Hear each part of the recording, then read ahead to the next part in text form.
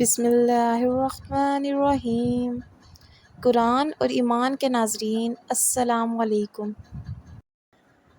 نینوا ایک بہت بڑا شہر تھا۔ یہاں کے لوگ بت پرستی کرتے تھے اور کفر و شرک میں مبتلا تھے۔ حضرت یونس علیہ السلام نے ان لوگوں کو ایمان لانے اور بت پرستی چھوڑنے کا حکم دیا، مگر ان لوگوں نے اپنی سرکشی کی وجہ سے اللہ کے رسول کو جھٹلا دیا اور ایمان لانے سے انکار کر دیا۔ حضرت یونس علیہ السلام نے انہیں خبر دی کہ تم لوگوں پر بہت جلد عذاب آنے والا ہے۔ یہ سن کر شہر کے لوگوں نے آپس میں مشورہ کیا کہ حضرت یونس علیہ السلام نے کبھی کوئی جھوٹی بات نہیں کہی ہے، اس لیے یہ دیکھو کہ اگر وہ رات کو اس شہر میں رہیں تو سمجھ لو کوئی خطرہ نہیں ہے۔ اگر انہوں نے اس شہر میں رات نہ گزاری تو یقین کر لینا چاہیے کہ ضرور عذاب آئے گا۔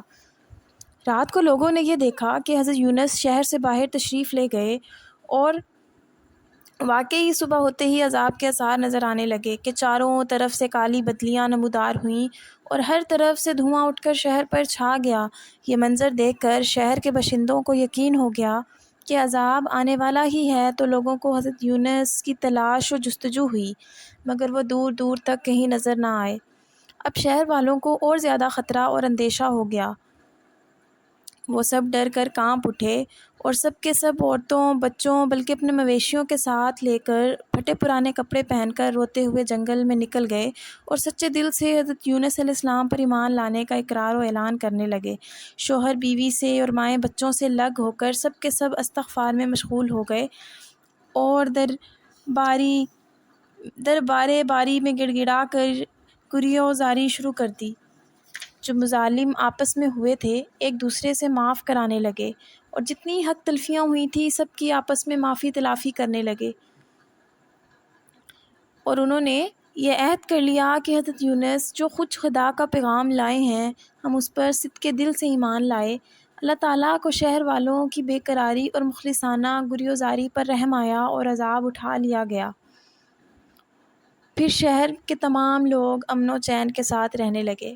اس واقعے کو ذکر کرتے ہوئے اللہ نے قرآن مجید میں یوں ارشاد فرمایا ہے کہ فَلَوْلَا كَانَتْ قَرْيَةٌ آمَنَتْ فَنَفَعَهَا إِيمَانُهَا إِلَّا قَوْمَ يُونُسَ لَمَّا آمَنُوا كَشَفْنَا عَنْهُمْ عَذَابَ الْخِزْيِ فِي الْحَيَاةِ الدُّنْيَا وَمَتَّعْنَاهُمْ إِلَىٰ حِينٍ۔ تو ہوئی ہوتی نہ کوئی بستی کے ایمان لاتی تو اس کا ایمان کام آتا۔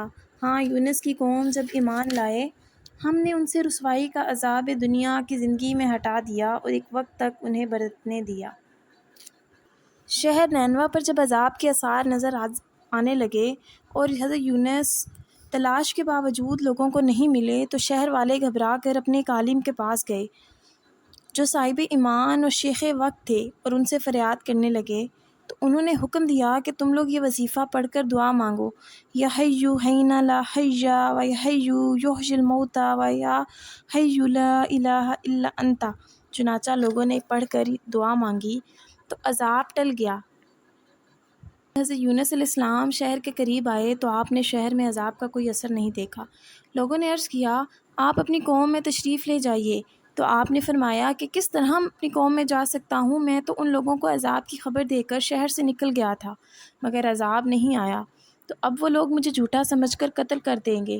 آپ یہ فرما کر اور غصے میں بھر کر شہر سے پلٹ آئے اور ایک کشتی میں سوار ہو گئے۔ یہ کشتی جب بیچ سمندر میں پہنچی تو کھڑی ہو گئی۔ وہاں کے لوگوں کا یہ عقیدہ تھا کہ وہی کشتی سمندر میں کھو جایا کرتی تھی جس کشتی میں کوئی بھاگا ہوا غلام سوار ہو جاتا ہے۔